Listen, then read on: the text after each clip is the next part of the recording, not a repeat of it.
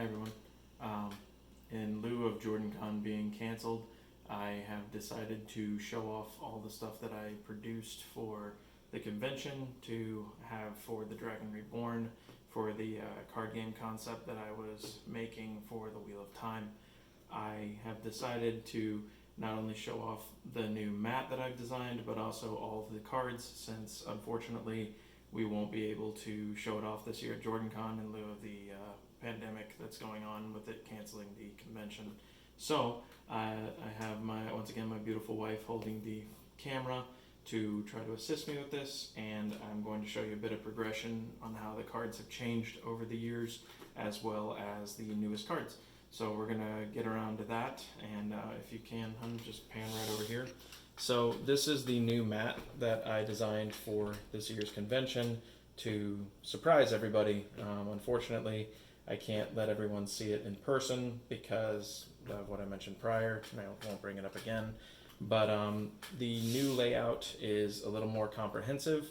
All the cards actually fit into the slots, which was a complaint that I noticed for myself and some people pointed out last year.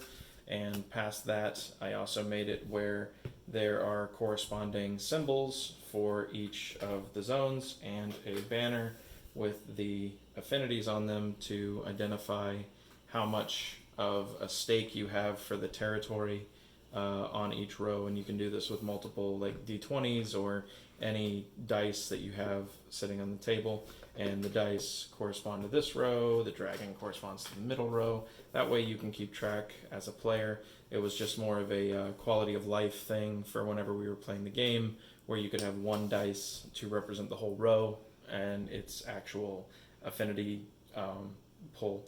So the way that the mat is laid out now, you also have the ancient symbol of Aes Sedai on there to give it a little more flavor. It also looks like it's inlaid and has a stitched edge, which is real nice. And the map of all of Randland, or the Wheel of Time world, is actually very lightly embossed into the whole thing. So you have the Aiel Waste over here where I'm sitting.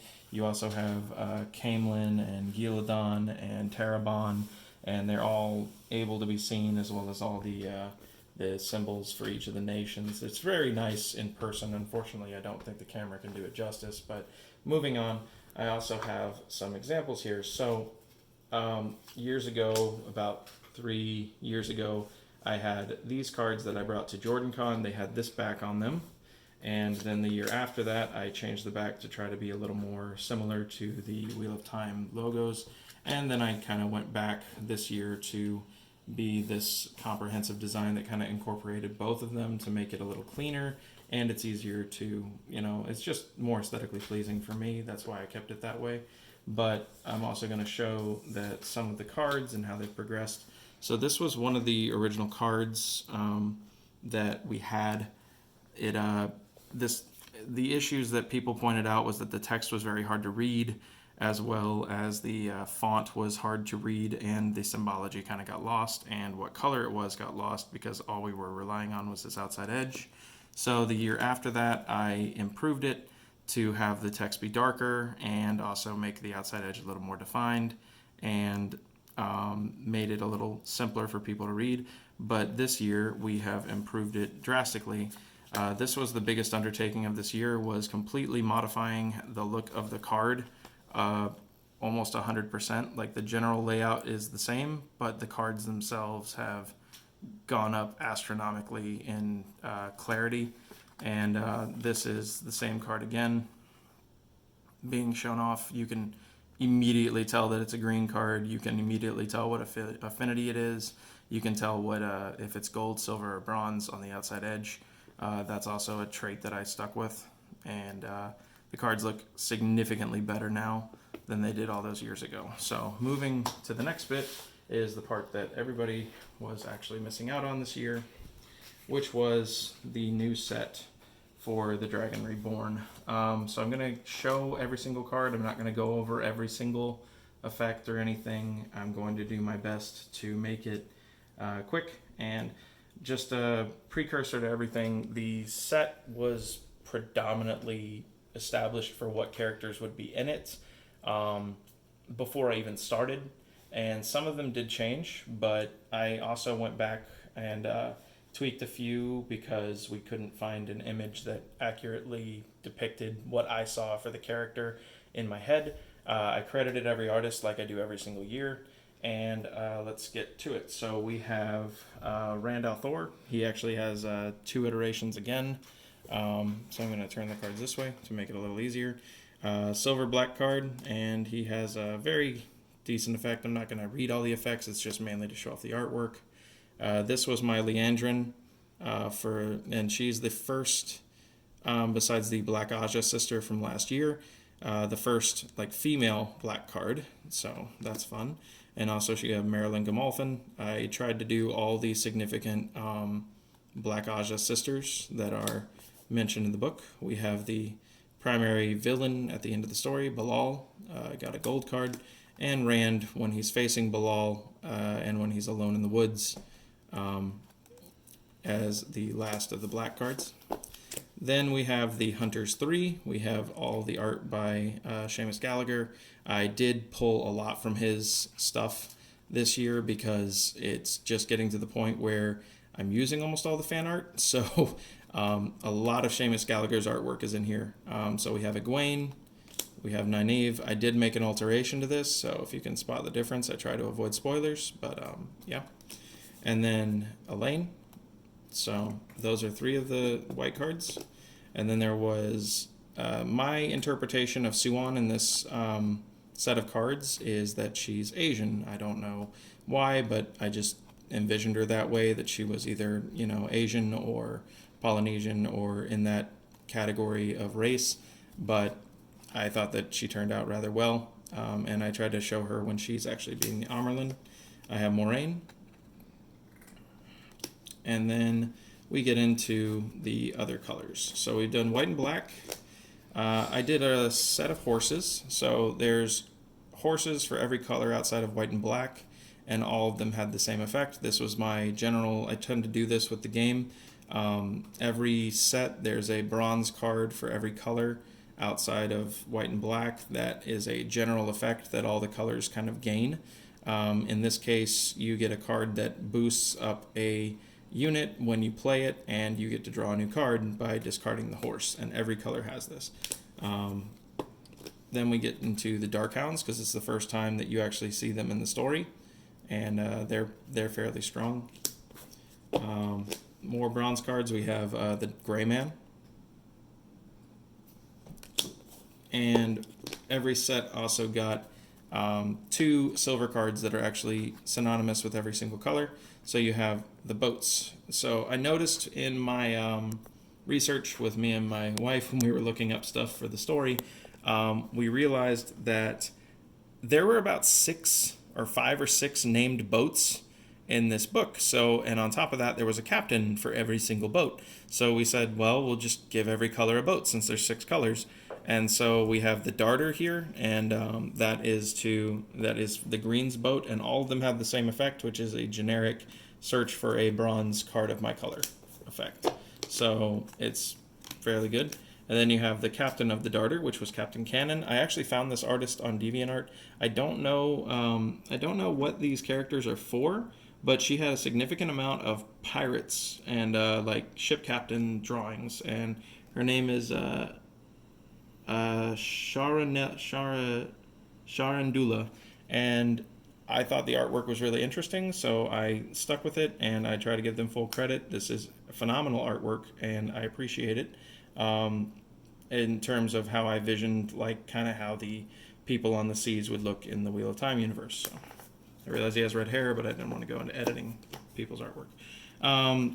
This was Gnome, and I found out how difficult it was to find a picture of a rabid man, and if anybody can notice, this is a Rockstar Games image, because this is the guy from Red Dead Redemption, because to find a feral man artwork is extremely tedious, so I just went with the best image I could find, and this is supposed to be Gnome when he's rabid, when they meet him in Jara. And then we have another picture of Moraine. This is from that real nice picture of all the different Ajas. I cut her out and put her in as the blue Aja, or as a green card in the set, because she, had the ending with her. We have Matt. This is from the calendar that Ariel Burgess did, where he's fighting Gawain and Galad, and that's actually the scene that I took his character card from for this set, so it was very good. Then we have Tom, because in this set he does a little bit more fighting than he did in the previous books. When he's helping Matt out early on in the story, he does get sick, but, you know. And then we have Perrin, and this should be the final beardless Perrin.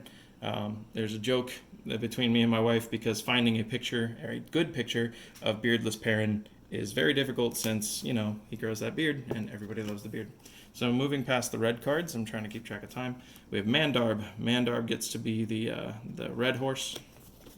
Oh, sorry about that. Stepper is the green horse. I forgot to say his name. And then you get the Maidens of the Spear, because they're searching for the Kara Karn, and He Who Comes with the Dawn. And they are red. You have a Defender of the Stone. Then you have the Swift, which was the red boat selected, and Captain Derna, who was the captain of the Swift. You have Avienda, but she is strictly a maiden in this book, so she is hiding in the trees and trying to get Elaine and Egwene and Nynaeve to help her fellow maiden. We have the man named Bors, or Jacob Carden. This was fun because I added the Shepherd's Crook and Sunburst to the actual artwork. I found the artwork online, and I added the effect to make it look more Wheel of Time. I'm not going to spend a lot of time on this, but part of the reason why I started making this game in the first place was because I thought Julian Sandar was not adequately represented when the first game was created, because the artwork was not sufficient. If you want to look it up, you can. I don't have a picture of it, but I did this render for Julian Sandar, and I made his card because he is one of my favorite characters in the books, and he is I wanted him to be accurately represented. So, and then we have Ruark, and we have Darlin Cisnera as the final red card. Then we have Aldib, which is Moraine's horse. She got to be the blue horse. I did the same thing with horses. So the same thing I did with the boats, I did with the horses. There were 7 named horses in the book, so I didn't use lion. I thought that was a really silly name for a horse. So then we have, I do this usually as well. Blue cards tend to get a cycle of lords and ladies. So there's the Tyrant Lord and the Tyrant Lady. I also try to show off the fashion that is mentioned in the books for the High Lords and Ladies in the story for the city that I'm focusing on. So the last set was Carian, and this set got Tyr. And then we have the Blue Crane. I thought it was fitting to be a blue card. And then you have Captain Eleanor, who is the captain of the Blue Crane. I got Talonvor. I actually did this render as well. I found an image of a free image of a man in armor and added some effects to it to make it look more accurate. I figured that he would be, kind of in his middle years and very loyal to his queen. And then we have Lord Brend, who is revealed to be Samael, but he goes by Lord Brend in the book. Again, more Seamus Gallagher artwork. He is all over this set. I have Lanfear, because she is in the story. Even if brief, she is in the story. I have Joya Beer, or Joya Beer, however you pronounce it. Bearlane, because she drops in right at the very end. Then we have Paisa. Now, Paisa is the brown mare of the informant for Moraine. That's an eyes and ears, but it was a horse, and it was named, and it made more sense than lion. We have the brigands that tried to attack, that tried to kidnap the Supergirls, when they were trying to get down to Tyr. We have the people of the dragon, because their name is announced at the end of the story, and I wanted the Aiel to be in the set. Then we have the Grey Gull, which, and again, the name Grey is in the name, so it became the Grey card. We have Captain Malia, which is the captain of the Grey Gull. We have Cavan Lopar. Again, I get into those weird, obscure names that people don't remember. Kevin Lopar is an innkeeper in Tyr who suggests to Matt and Tom where to take Tom when he gets sick. So, and then we have Lan. Now, I made Lan a gray card in this because he doesn't fight much. Actually, I don't think he legitimately harms an opponent after the first couple sets of chapters when they're in the canyon. So I made him a gray card because he's moving stuff. I have Morgaze, who is in the story because Matt has his meeting with her, and Lord Gabriel, who has not been revealed to be Robin yet, but we know it's Robin. Spoilers. But then we have Zareen, because she's not called Fail until the very end, but her subname is Fail. And next we get into the yellows. So we have Mist, who I forget. Egwene's horse. We have the Tyrant Serving Maid. We have the Street Vendor. I like the fish in the background. It's bugging out, freaking out in the background. Love the fish. Anyway, then we have the Snow Goose. That is the yellow boat. And the captain of that was Captain Adara. I did run out of boats once I got to yellow, so I just threw in Baal Doman because we all know he's there. So, then we have Simeon, who is the brother of Gnome. We have Nadia Sorillo, which is the innkeeper in... I forget exactly. Hang on. So, yeah, she's the innkeeper in Tyr who doesn't believe that snow exists. Then we have Alwyn Gwenna, the lady that the Supergirls or Nynaeve, Elaine, and Egwene stay with, and betrays them. Spoilers. And then we have Chesmal Emry. So I tried to put as many of the evil Aes Sedai, the Black Aja that fled the tower in this story to give a little more, not only Dark Friend support to the set, but also just to make things more uniform, where there aren't as many, where there's a little more bad guys, than there usually have been, because the story's cranking up. And then you have Amiko Nagoyan, who is another one.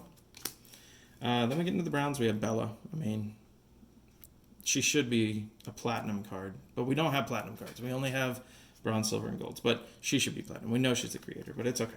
So we have Bella. She's the brown horse. I have eyes and ears. I like this picture, but yeah, eyes and ears. The people for the White Tower. Then we have the Tyrant Blacksmith. I will say I tried to find a really good image for this because it is by far and away one of my favorite chapters in the entire story is when Perrin is in the forge in this book. The spray, because I did run out of boats, unfortunately, and we got Baal. I mean, you gotta have Baal Doman because he's the captain of the spray. This is Massima when he is realizing that Rand's the dragon, like when he witnesses Rand's power. So that's him, dropping his weapons. We have Gaul when he's outside the cage. This is one of the few images from the original game that I tried that I wanted to reuse. So this artwork was done by Stefan Daniel, and he is actually a very well-known magic artist. And he did the original artwork for Gaul in the original card game, and I managed to find a decent image and blew it up to fit on the cards. So kudos. It's one of the extremely good interpretations of how the characters should look. Loyal, again, being loyal. Can't doubt it. I needed to use Seamus's artwork at some point because I really respect the guy, and I threw as many as I could in. Same as the older Moraine image. This is the panoramic picture that has all the different Ajas, and this is Varen. Then we have Balal, again, the Seamus Gallagher artwork, and that is the last of the units.